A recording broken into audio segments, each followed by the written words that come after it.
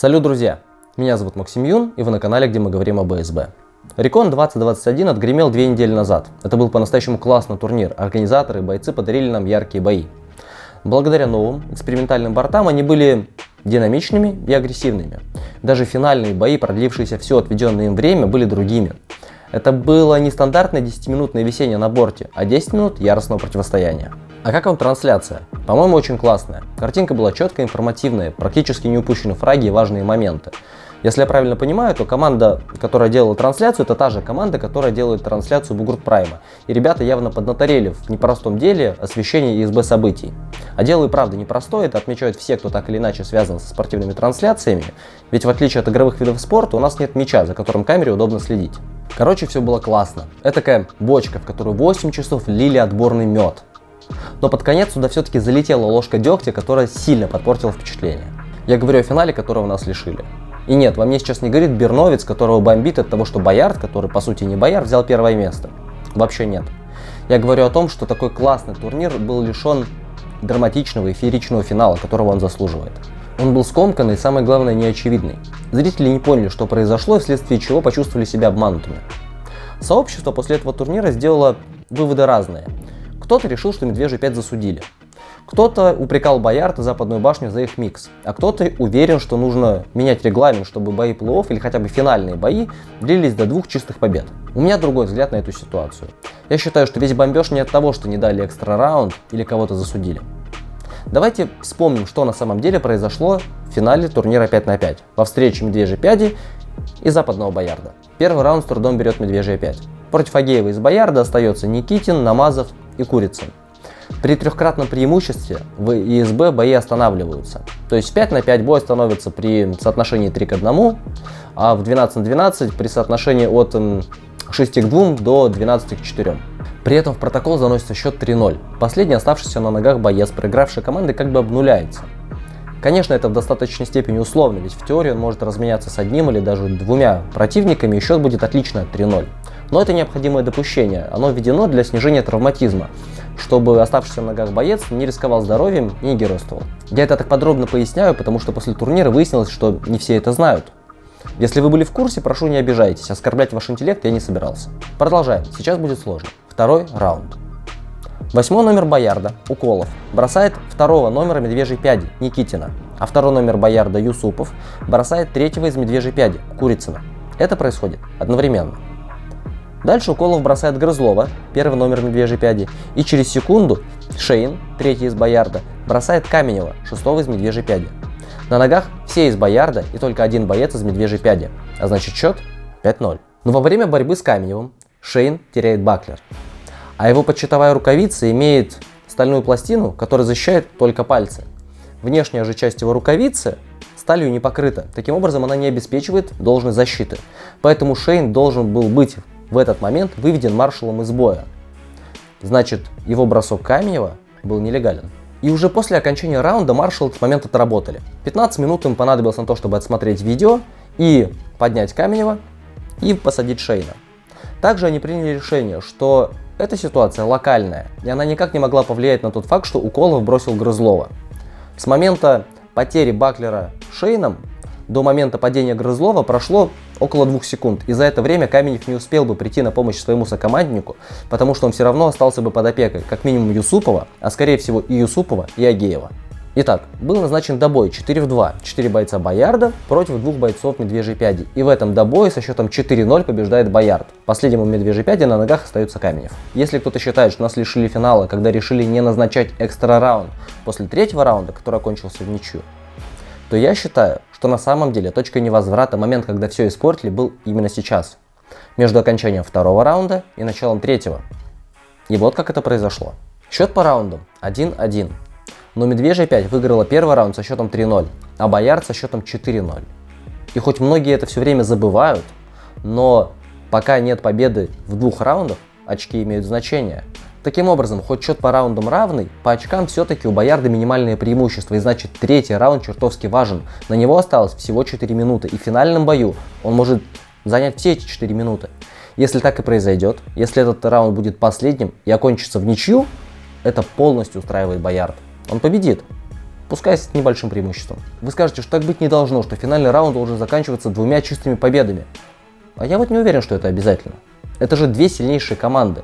Тут по определению не может быть тотального доминирования. Тут почти наверняка преимущество победителей будет незначительным. На мой взгляд, проблема в другом. Никто, я повторюсь, никто, даже бойцы не осознавали важности этих 4 минут. Должен был быть специальный человек, не знаю, маршал, ведущий, кто угодно. Кто-то, кто бы вышел перед 3-м раундом и объяснил все то, что я объяснил чуть ранее. Кто-то, кто бы пояснил, насколько высоки ставки, насколько ценен сейчас момент и какие задачи стоят перед каждой командой. Даже мы, находясь в комментаторской кабине, этого не осознавали. Если не специальный человек, то может быть информационное табло, которое бы демонстрировало время до окончания боя, время до окончания раунда, кто сколько раундов выиграл, кто сколько очков заработал. Возможно, даже количество выигранных и проигранных сегодня в течение турнира боев и заработанные очки. Ведь это тоже важно, вдруг становится, когда команды принимают решение друг с другом не драться. Арка из огня — это, конечно, круто, но если бы там был счет, возможно, это было бы лучше. Наш спорт и регламенты усложняются, такого табло нам как будто бы не хватает. Как на ресталище, так и на трансляции. И вот если бы вся эта информация была прозрачна и очевидна, то те 4 минуты могли стать самыми захватывающими, самыми интригующими и драматичными на турнире, при том же результате. Финал-то был, мы просто не знали, куда смотреть. Не знали, что важно и на что нужно обращать внимание. И не только мы. Бойцов тоже лишили финала. Вот посмотрите на бойцов команды Боярд сразу после команды Стоп. Да они же понятия не имеют, что они только что выиграли. То, что имело все шансы стать идеально по драматургии финалом великолепного турнира, стало...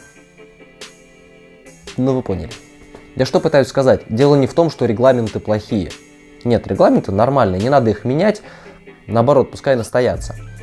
Отчасти это недопонимание, вот вся эта ситуация возникла от долгого простоя, от отсутствия боевой практики, как у бойцов, так и у судей. Очень давно не складывались такие сложные ситуации, а боевой опыт нужен всем.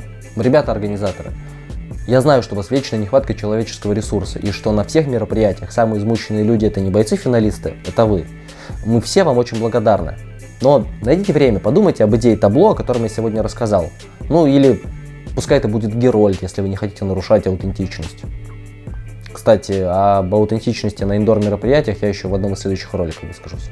На этом я заканчиваю, но вы не переключайтесь, сейчас еще Грызлов и Уколов тоже выскажутся про финальный бой.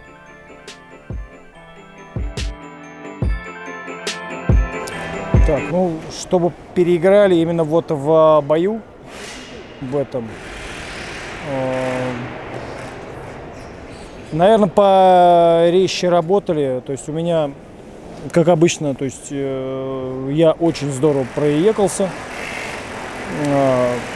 По-моему, только из 3 раундов утащил за собой одного, по-моему, Артема Савановича. Вот, а там меня, посшибали, побросали вчистую. Вот, хотя, как мне показалось, Уколову я положил, но его подняли вполне. Вот.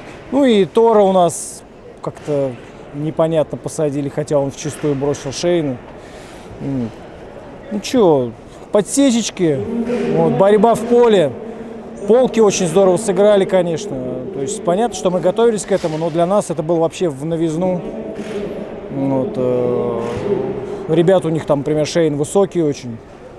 Вот, с ним стало очень серьезно, прям он прокачался, во-первых. Во-вторых, тяжелее с ним стало, потому что ухватиться за ресталище нет возможности.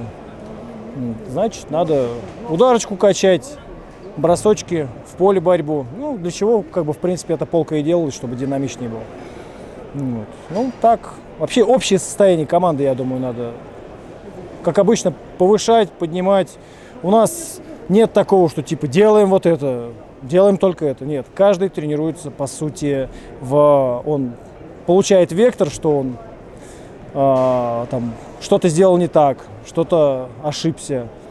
Вот, но на тренировках он начинает над этим работать. Вот. Ну и сыгранность команды. Вот. В боях до Боярда, в принципе, мы очень хорошо сыгрались. У нас было 3 новичка в команде. Вот. Я считаю, что это очень хороший результат. Да, конечно, проиграли. Будем делать выводы. Мы заняли 1-е место, мы собрали очень хорошую команду. Наверное, нас за это осудят, что мы собрали сбору по сосенке. Ну, как бы бывает, у нас же клубы отходят, мы команды собираем. Вот мы собрали команду, достойную, не знаю, выиграть турнир. И выиграли, я считаю, достаточно закономерно. Но все на тоненького, могли и проиграть. И «Партизан», и «Медвежий 5» отличные команды, которые нашей несыгранной команде могли сделать любой сюрприз в любой момент. И с ними было очень интересно драться. Ну, нам, наверное, повезло, мы оказались посильнее. Как ты оцениваешь полку? Полку очень нравится, очень халявно, можно бросать людей. Если ты нормальный борец, у тебя с чувством равновесия все в порядке, то гораздо легче большим бороть маленьких. Я так как все еще немножко большой, вот, мне приятней. То есть, ну, и гораздо более, естественно, динамичней. Никто не жмется к бортам, потому что это уже стало чуть-чуть опасно. Ну, мне все очень нравится.